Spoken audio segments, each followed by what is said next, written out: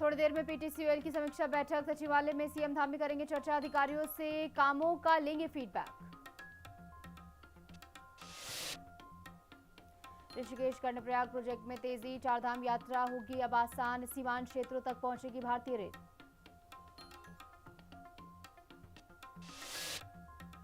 देहरादून के तिब्बती मार्केट में हत्याकांड केस, पुलिस का बड़ा एक्शन, शूटर और उसका साथी मुठभेड़ के बाद गिरफ्तार। हल्द्वानी में डबल मर्डर से सनसनी, गला मंडी में युवक युवती के शव बरामद, पत्थर से कुचलकर की गई हत्या, जांच शुरू।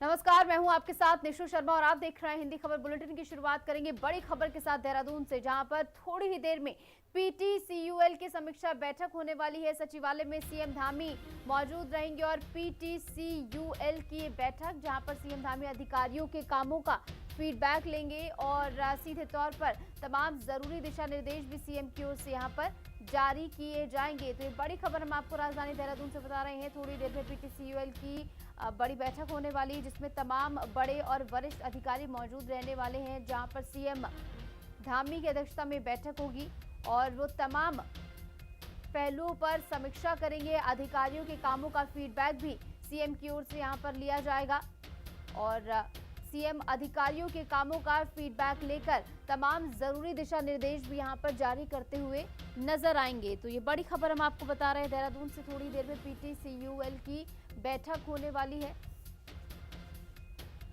और इस बीच हमारे साथ हमारी सहयोगी दीपिका भंडारी जुड़ गई ज्यादा जानकारी से। तो दीपिका, पीटीसीयूएल की बैठक कितनी अहम है, क्या कुछ पूरी जानकारी इस बैठक को लेकर? जी बिल्कुल, देखिए लगातार मुख्यमंत्री पुष्कर सिंह धामी जो है तमाम जो अधिकारी हैं उनके साथ बैठक ले रहे हैं, तमाम जो विभाग है उनके साथ, और समीक्षा बैठक कर रहे हैं कि आखिरकार किन किन विभागों में कितना काम हुआ है और क्या कुछ रह गया है। इसी कड़ी में यहाँ सचिवालय में पिटकुल की कैबिनेट पिटकुल को लेकर के बैठक होने वाली, समीक्षा बैठक होने वाली है, जिसमें मुख्यमंत्री पुष्कर सिंह धामी विद्युत विभाग से संबंधित जितने भी अधिकारी हैं उनके साथ बैठक करने वाले हैं यहाँ पे, और वो समीक्षा करेंगे। क्योंकि देखिए उत्तराखंड को ऊर्जा प्रदेश कहा जाता है और यहाँ से जो ऊर्जा है वो बनाई जाती है और अन्य राज्यों को भी दी जाती है, लेकिन कहीं ना कहीं जिस तरीके से महाकुंभ आने वाला है और गर्मियों का मौसम है तो खपत जो है वो ज़्यादा होती है और सर्दियों में अभी भी जो बिजली की खपत है वो ज़्यादा होती है। और ऐसे में किस तरीके से इसको जो लोगों तक अच्छे कम दामों पहुँचाना, क्योंकि लगातार ये खबरें आती है और लगातार हम देख रहे हैं कि हर साल जो है बिजली के दाम बढ़ रहे हैं और एक बार फिर से अभी खबर ये है कि बिजली के दाम एक बार फिर से बढ़ सकते हैं, यानी कि जनता की जेब में जो है और ढीली होगी। तो कहीं ना कहीं जो लोग हैं वो जनता दरबार में आके शिकायत करते हैं इसको लेकर के कि जिस तरीके से लगातार उत्तराखंड में बिजली की खपत जो है वो बढ़ रही है और बिजली के जो दाम है वो बढ़ रहे हैं, उससे लोगों को में कहीं ना कहीं नाराजगी है और लगातार ये शिकायतें मुख्यमंत्री के पास आती रहती हैं। तो इसको लेकर के मुख्यमंत्री पुष्कर सिंह धामी आज बैठक करने वाले हैं पिटकुल के तमाम अधिकारियों के साथ, और ये इस बात पर चर्चा की जाएगी कि आखिरकार किस तरीके से ऊर्जा को जो है और हमारे उत्तराखंड प्रदेश में बनाया जाए और किस तरीके से लोगों को सस्ते दामों में जो ऊर्जा है वो पहुंचाई जाए, ताकि लोगों में किसी भी तरीके की कोई नाराजगी ना हो। और जिस तरीके से महाकुंभ होने वाला है और अभी चारधाम यात्रा शुरू होगी, तो ऐसे में जो खपत है वो और बढ़ जाती है। तो इससे किस तरीके से नियमित करना है और किस तरीके से इसको बराबर लोगों तक पहुंचानी है बिजली को कम दामों में और नियमित दामों में, सीमित रेट में, तो इसको लेकर के जो बैठक है वो होने वाली है। उसमें तमाम जो बिजली विभाग के अधिकारी हैं, तमाम से संबंधित विभाग के जो अधिकारी है वो उसमें मौजूद रहने वाले हैं। ठीक है दीपिका, तो कुल मिलाकर ये बैठक यहाँ पर जो है काफी महत्वपूर्ण मानी जा रही है। इसके अलावा बात की जाए कौन कौन से वो इलाके जहाँ पर सबसे ज्यादा हम देखते हैं बिजली संबंधी दिक्कतें सामने आती है, जिनको बड़ी राहत इस बैठक के बाद मिल सकती है? जी बिल्कुल, देखिए सबसे पहले तो हम बात करें राजधानी देहरादून की, तो यहाँ सबसे ज़्यादा जिस तरीके से आबादी लगातार बढ़ती जा रही है और हम देख रहे हैं कि यहाँ पर जो उद्योग में इन्वेस्टर समिट हुआ था, तो यहाँ पे कई उद्योग जो है वो स्थापित हुए, चाहे पहाड़ों की बात करें चाहे हम देहरादून के जिले की बात करें। तो लगातार जिस तरीके से जनसंख्या बढ़ रही है, खपत बढ़ रही है बिजली की, तो कहीं ना कहीं ये जरूरी हो जाता है कि किस तरीके से हम खपत को कम करेंगे और जो बिजली बनाने की जो प्रणाली है उसको बढ़ाएंगे और बिजली के दाम जो कम है वो लोगों को मिले। तो ऐसे में हम बात करें देहरादून की या हरिद्वार की, जो मैदानी जिले हैं खासतौर पर उधम सिंह नगर की, यहाँ पर बिजली की जो खपत होती है ज़्यादा होती है, क्योंकि यहाँ फैक्ट्रीज ज़्यादा है, यहाँ पर उद्योग लोग ज़्यादा हैं, यहाँ पर बिजनेस जो है वो ज़्यादा होता है और ऐसे में बड़ी बड़ी फैक्ट्री है जहाँ पे ज़्यादा खपत होती है। और अगर हम बात करें लोगों की संख्या की, तो उसको देखते हुए यहाँ पे इतने सारे घर आवास बनते जा रहे हैं जिसमें खपत जो है वो लगातार बढ़ती जा रही है। क्योंकि हम दुर्गम क्षेत्रों में देख रहे हैं कहीं कहीं पे बिजली खपत इतनी नहीं होती है और कई ऐसे गाँव हैं जहाँ पर बिजली जो है हल्की सी बारिश आने पर चली जाती है। तो अगर हम बात करें मैदानी जिलों की, तो यहाँ पर अधिकतर हम खपत देखते हैं और ऐसे में लोगों को चाहे दुर्गम क्षेत्र हो चाहे मैदानी जिले हो, उनको परेशानी ना हो। इस बैठक के बाद मुझे लगता है कोई सलूशन जरूर निकलेगा और दुर्गम और मैदानी जिले दोनों को इसमें राहत मिलने वाली है बिजली के दामों को लेकर भी। ठीक है दीपिका, तो कुल मिलाकर बड़ी राहत की उम्मीद इस बैठक के बाद है। बने रहिए हमारे साथ, तमाम जानकारी के लिए आगे भी आपका रुख करेंगे। इस बीच खबरों में आगे बढ़ते हैं। देहरादून से एक और बड़ी खबर आपको बता दें, सीएम धामी की एक उच्च स्तरीय बैठक को लेकर खबर है, जहां पर कानून व्यवस्था को लेकर उच्च स्तरीय बैठक सीएम की ओर से ली गई है, जहां पर अपराधियों पर कड़ी कार्रवाई के निर्देश सीएम की ओर से दिए गए हैं। पुलिस को सतर्क रहने के निर्देश भी यहां पर दिए गए हैं। हर स्तर पर जवाबदेही तय की जाए, ये बात कही गई है। अपराधों पर तत्काल मुकदमे दर्ज करें। उत्तराखंड में कानून व्यवस्था को लेकर मुख्यमंत्री पुष्कर सिंह धामी ने कड़ा रुख अपनाया है। उच्च स्तरीय बैठक में सीएम ने डीजीपी को स्पष्ट निर्देश दिए हैं कि अपराधियों के खिलाफ जीरो टॉलरेंस की नीति अपनाई जाए। उन्होंने संवेदनशील इलाकों में गश्त बढ़ाने और संगठित अपराध में शामिल तत्वों पर कड़ी निगरानी रखने को कहा है। धामी ने दो टूक शब्दों में चेतावनी दी है कि शांति भंग करने वालों को बख्शा नहीं जाएगा। सरकार का लक्ष्य अपराध मुक्त उत्तराखंड और सुरक्षित सुशासन सुनिश्चित करना है।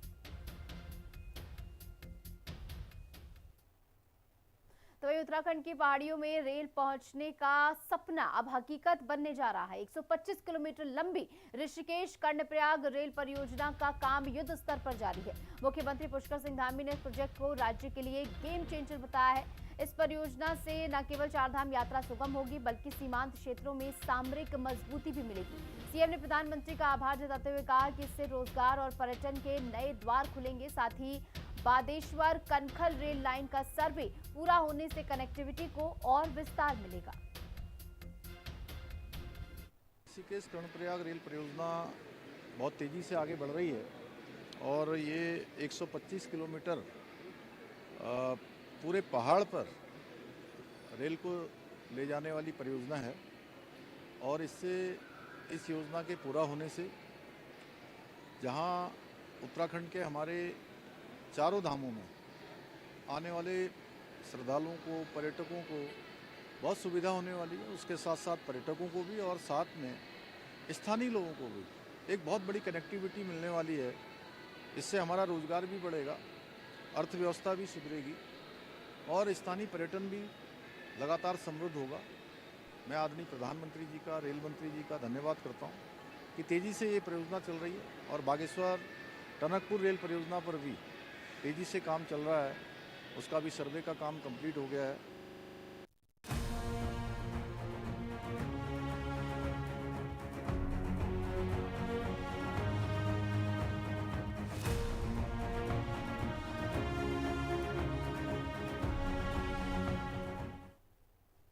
देहरादून में मुख्यमंत्री पुष्कर सिंह धामी की अध्यक्षता में हुई कैबिनेट बैठक में 6 महत्वपूर्ण प्रस्तावों को मंजूरी दी गई। सरकार ने कोविड काल से जुड़े पेमेंट ऑफ बोनस संशोधन अधिनियम 2020 को वापस लेने का फैसला किया। ईएसआई सेवाओं को मजबूत करने के लिए 94 पदों पर भर्ती को मंजूरी भी दी गई है। इसके साथ ही एंटी नार्कोटिक्स टास्क फोर्स के लिए 22 नए पद सृजित किए जाएंगे। कारागार कानून में आदतन अपराधियों की परिभाषा संशोधित की गई है। कैबिनेट बैठक में वन विभाग के सभी दैनिक श्रमिकों को न्यूनतम वेतन की सौगात भी दी गई है। देखिए हमारी खास रिपोर्ट। धामी कैबिनेट की बैठक में 6 प्रस्तावों पर लगी मुहर। कैबिनेट बैठक में बोनस वेतन पर रहा विशेष focus. Payment of bonus act 2020 को लिया गया वापस। नए पदों को मंजूरी, न्यूनतम वेतन मान में बढ़ोतरी। देहरादून में मुख्यमंत्री पुष्कर सिंह धामी की अध्यक्षता में हुई कैबिनेट बैठक में कई अहम नीतिगत निर्णय लिए गए। बैठक में कोविड काल के दौरान किए गए प्रावधानों की समीक्षा करते हुए सरकार ने पेमेंट ऑफ बोनस संशोधन अधिनियम 2020 को वापस लेने का निर्णय लिया। इसके साथ ही राज्य में संस्थागत सुधार, नई नियुक्तियों और योजनाओं की निरंतरता को लेकर भी महत्वपूर्ण प्रस्तावों पर मुहर लगी। उत्तराखंड सचिवालय में आज मुख्यमंत्री पुष्कर सिंह धामी की अध्यक्षता में कैबिनेट बैठक हुई, जिसमें गणेश जोशी, सौरभ बहुगुणा समेत तमाम कैबिनेट मंत्रियों ने और साथ ही शासन के अधिकारियों ने इस बैठक में हिस्सा लिया। वहीं इस कैबिनेट बैठक में कई प्रस्तावों पर विस्तृत चर्चा की गई और 6 महत्वपूर्ण प्रस्तावों पर मुहर लगी। कैबिनेट बैठक में लिए गए फैसलों की जानकारी देते हुए उत्तराखंड के गृह सचिव शैलेश बगौली ने बताया कि श्रम विभाग की तरफ से कोविड-19 के दौरान बोनस कटौती से जुड़े संशोधन को निरस्त करने का फैसला लिया गया है। ये संशोधन केंद्र सरकार को भेजा गया था, जिसे अब औपचारिक रूप से वापस लेने का निर्णय किया गया है। सरकार का कहना है कि अब इस प्रावधान की जरूरत नहीं है। स्वास्थ्य सेवाओं को मजबूती, 94 पदों पर भर्ती को मंजूरी। कैबिनेट बैठक में ईएसआई सेवाओं को मजबूत करने के लिए लेबर मेडिकल सर्विस नियमावली 2006 में संशोधन का फैसला लिया गया है। इसके तहत डॉक्टरों की भर्ती और पदोन्नति का रास्ता खुलेगा। इसके लिए कैबिनेट ने कुल 94 पदों पर नियुक्ति को मंजूरी दी है। एंटी नारकोटिक्स टास्क फोर्स को मिलेगा विस्तार। राज्य स्तर पर 22 नए पदों के सृजन को मंजूरी। नशे के खिलाफ कार्रवाई को और ज्यादा असरदार बनाने के लिए एंटी नारकोटिक्स टास्क फोर्स को सुदृढ़ किया जाएगा। इसके लिए कैबिनेट ने राज्य स्तर पर 22 नए पदों के सृजन को मंजूरी दी है। इससे अवैध मादक पदार्थों की रोकथाम और जांच तंत्र को मजबूती मिलेगी। गौरतलब है कि गृह विभाग के अंतर्गत वर्ष 2022 में इसका गठन किया गया था।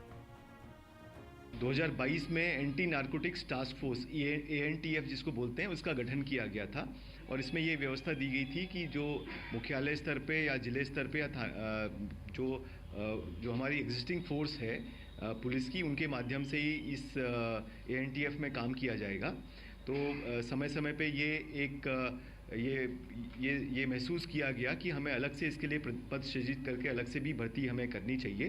तो इसी में आज माननीय मंत्रिमंडल द्वारा ये सहमति दी गई है कि एंटी नारकोटिक्स टास्क फोर्स के 22 पद इसमें सृजित किए जाएं।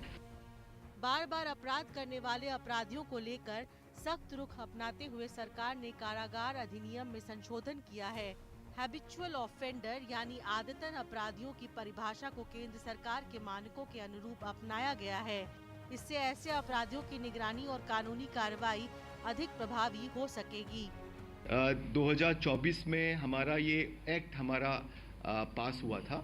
इसमें एक हैबिचुअल ऑफेंडर की डेफिनेशन इसमें दी गई थी कि जो ऐसे ऑफेंडर्स जो बार बार क्राइम करते हैं उनको हैबिचुअल ऑफेंडर उसमें कहा गया था। और इसमें ये कई प्रदेशों से ये मामला सुप्रीम कोर्ट में भी गया था कि हैबिचुअल ऑफेंडर की जो डेफिनेशन है, वो जो एक्ट है, हैबिचुअल ऑफेंडर एक्ट है, उसके अनुसार होनी चाहिए। तो आज माननीय मंत्रिमंडल द्वारा ये संशोधन करने पे अपनी सहमति दी गई है कि हैबिचुअल ऑफेंडर की जो डेफिनेशन है, जो पूर्व का हमारा हैबिचुअल ऑफेंडर एक्ट है, उसके अनुसार ही इसको कर दिया जाए। वन विभाग के दैनिक श्रमिकों को न्यूनतम वेतन का लाभ। सभी श्रमिकों को रुपए 18,000 प्रति माह न्यूनतम वेतन की मंजूरी। उत्तराखंड वन विभाग में कुल 893 दैनिक श्रमिक कार्यरत हैं। अभी सिर्फ 314 श्रमिकों को ही न्यूनतम वेतन मिल रहा था। अब शेष 579 श्रमिकों को भी रुपए 18,000 प्रति माह न्यूनतम वेतन मिलेगा। इसके साथ ही कैबिनेट बैठक में ये भी फैसला लिया गया है कि कृषि विभाग के अंतर्गत चल रही सूक्ष्म खाद उन्नयन योजना को पहले की तरह ही जारी रखा जाएगा। इसके साथ ही राज्य सरकार की मुख्यमंत्री सूक्ष्म खाद उन्नयन योजना को भी निरंतर संचालित करने का निर्णय लिया गया है। धामी कैबिनेट के इन फैसलों को प्रशासनिक सुधार, श्रमिक कल्याण, स्वास्थ्य सेवाओं के विस्तार और कानून व्यवस्था की मजबूती की दिशा में महत्वपूर्ण कदम माना जा रहा है। साफ है कि धामी सरकार एक ओर जहां रोजगार और वेतन सुरक्षा पर ध्यान दे रही है, वहीं दूसरी ओर नशा मुक्ति अभियान और जेल सुधार जैसे विषयों पर भी सक्रिय रणनीति अपना रही है। बता दें कि ANTF की टीम जो कि नशे के कारोबार पर प्रहार करती थी, उसके लिए DSP समेत 22 पद सृजित कर दिए गए हैं। इसी के साथ श्रम विभाग में न्यूनतम जो वेतनमान है श्रमिकों का, उसे 18,000 रुपये कर दिया गया है। इसी के साथ जो डॉक्टरों की कमी उत्तराखंड में हो रही थी, उसे बढ़ाया गया है। 94 पद जो है डॉक्टरों के स्वीकृत किए हैं, जिससे दुर्गम क्षेत्रों में जो डॉक्टरों की कमी है वो पूरी होगी। तो कुल मिलाकर के हम कह सकते हैं कि इस कैबिनेट बैठक में दुर्गम से लेकर मैदानी जिलों के लोगों को और साथ ही जो युवा नौकरी की तलाश कर रहे हैं, उनको बड़ी सौगात जो है दी गई है। कैमरा पर्सन विजेंद्र दुर्ग के साथ दीपिका भंडारी, हिंदी खबर, देहरादून। उत्तराखंड की राजधानी देहरादून में 2 हफ्तों के भीतर 4 हत्याओं से उपजे भय के माहौल के बीच मुख्यमंत्री पुष्कर सिंह धामी ने कड़ा रुख अपनाया है। बीती रात हुई उच्च स्तरीय बैठक में सीएम ने स्पष्ट किया कि प्रदेश में कानून व्यवस्था से कोई समझौता नहीं होगा। उन्होंने पुलिस महानिदेशक को अपराधियों पर पैनी नजर रखने और उन्हें सलाखों के पीछे भेजने के सख्त निर्देश दिए। सीएम ने कहा कि अपराध मुक्त उत्तराखंड सरकार की प्राथमिकता है और लापरवाही बरतने वाले अधिकारियों की जवाबदेही तय की जाएगी। पूरे देश में बहुत सख्ती से उस पर काम किया जाएगा और कहीं पर भी किसी प्रकार का भी कोई टॉलरेंस नहीं किया जाएगा। जो भी अपराधी हैं उनके खिलाफ कठोर कार्रवाई की जाएगी। बढ़ेंगे आगे। देहरादून से एक बड़ी खबर आपको बता दें, जहां तिब्बती मार्केट में हत्याकांड का यह मामला। हत्याकांड मामले में दून पुलिस का बड़ा एक्शन देखने को मिला है। शूटर और उसके साथी को मुठभेड़ के बाद गिरफ्तार कर लिया गया। बदमाशों से 2 देसी तमंचे और स्कूटी बरामद की गई है, बताया गया है। मुख्यमंत्री पुष्कर सिंह धामी की सख्ती के बाद देहरादून पुलिस ने बड़ी कार्रवाई की है। तिब्बती मार्केट हत्याकांड के शूटर और उसके सहयोगी को पुलिस ने 2 अलग अलग मुठभेड़ों में गिरफ्तार कर लिया है। रायपुर के लाडपुर बताया जा रहा है वहां से, और लालत पर क्षेत्र में हुई क्रॉस फायरिंग में दोनों बदमाशों के पैरों में गोली लगी। एसएसपी देहरादून ने खुद अस्पताल पहुंचकर घायलों की स्थिति और घटना की जानकारी ली। पुलिस ने इनके पास से 2 तमंचे और वारदात में इस्तेमाल स्कूटी बरामद कर ली है। और फिलहाल पुलिस का इस पूरे मामले में बड़ा एक्शन देखने को मिला है, जहां पर खासतौर पर सीएम धामी के कड़े निर्देशों के बाद ये बड़ी कार्रवाई यहां पर देखने को मिली है। और सीएम ने फटकार लगाई, उसके बाद पुलिस का ये पलटवार देखने को मिला है। मुठभेड़ के बाद कोरोनेशन अस्पताल में घायलों को भर्ती कराया गया, जहां पर उनका इलाज जारी है। फिलहाल खुद भी पुलिस वहां पर पहुंची और तमाम पहलुओं पर जायजा वहां पर लिया गया।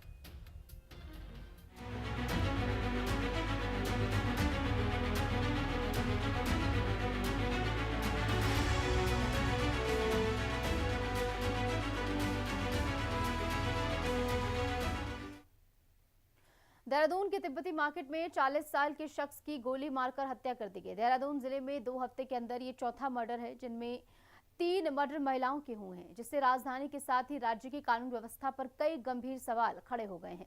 कांग्रेस ने हत्या के इन मामलों को लेकर प्रदेश सरकार पर निशाना साधा है। देखिए हमारी खास रिपोर्ट।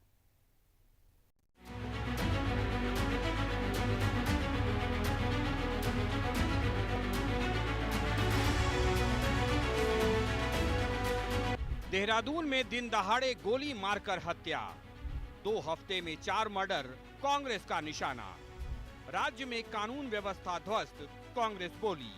बीजेपी ने कहा सरकार जल्दी कड़े कदम उठाएगी। देहरादून के तिब्बती मार्केट में दिन दहाड़े 40 साल के शख्स की स्कूटी सवार 2 हमलावरों ने गोली मारकर हत्या कर दी।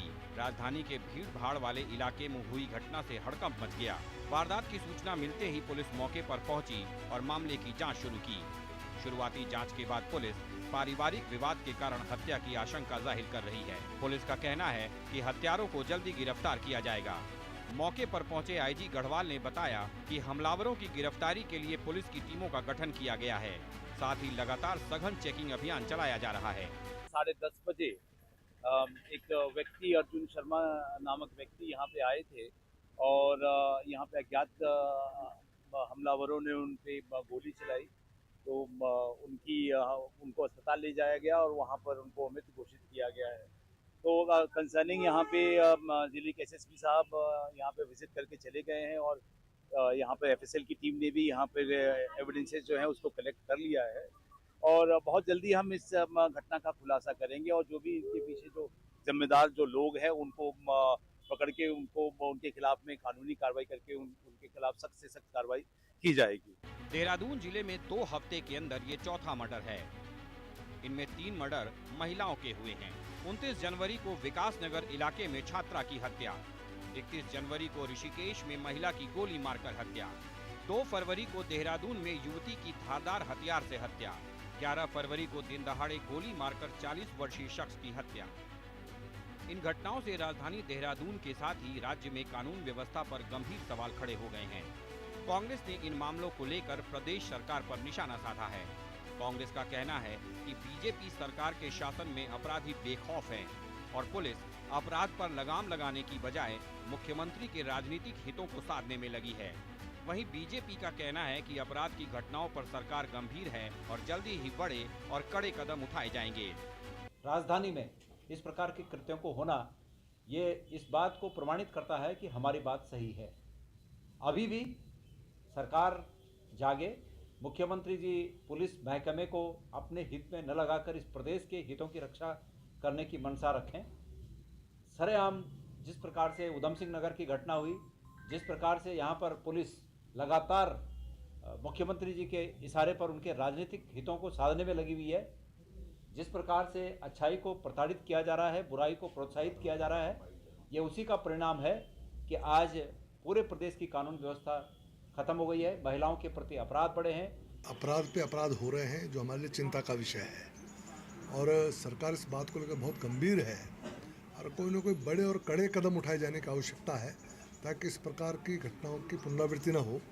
मैं समझता हूँ सरकार बहुत जल्दी कोई बड़ा निर्णय लेगी। मैंने अपेक्षा भी की थी, मैंने मुख्यमंत्री से मैं भी मिला था तो बहुत सारे विषय थे, उनमें ये भी एक विषय था।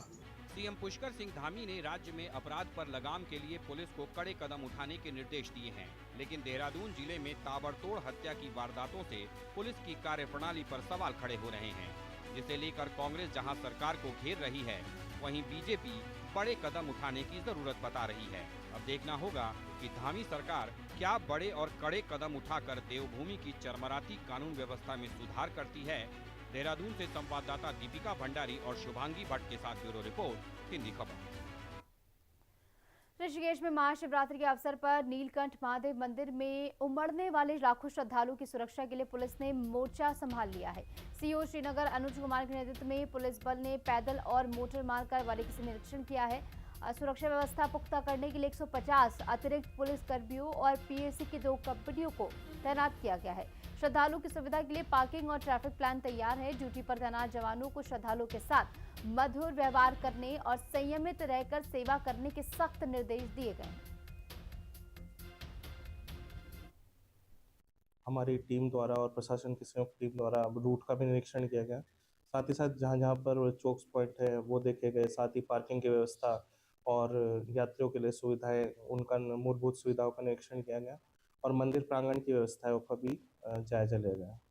तो कितनी पोस्ट तैनात की गई है? कितने सेक्टर और जोन में बांटा है? देखिए, अभी इसको अलग अलग सेक्टर और जोन में बांटा गया है, जिसमें हमने बाहर से भी फोर्स बुलाई गई है, जिसमें 4 हमने निरीक्षक एक्स्ट्रा बुलाए हैं और हमारे 24 SI आए हैं बाहर से। साथ ही साथ हमारी जो एक कंपनी पीएससी हमारे पास ऑलरेडी है, एक कंपनी हमने मांग की है, साथ ही जल पुलिस का कंपोनेंट भी हमने नियुक्त किया है।